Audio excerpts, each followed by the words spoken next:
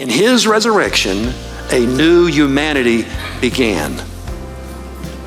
And joined to him, his life becomes the shape of ours.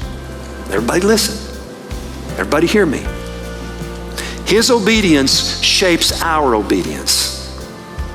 His love reorders our loves. His life with the Father becomes the pattern of ours. The Holy Spirit doesn't teach us to copy Christ. The Holy Spirit joins us to him. See, union with Christ isn't a feeling. It's real. Its fruit appears over time. The angry word comes a second later than it used to. The apology that took 3 days now takes 1. The thing you reached for when you were tired doesn't have the same authority it had last year. You didn't white knuckle your way through it. It was given. Baptism isn't the announcement that you finally repaired yourself. Did everybody hear me?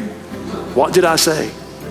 Baptism isn't the announcement that you finally repaired yourself. Baptism is where the fixing project dies.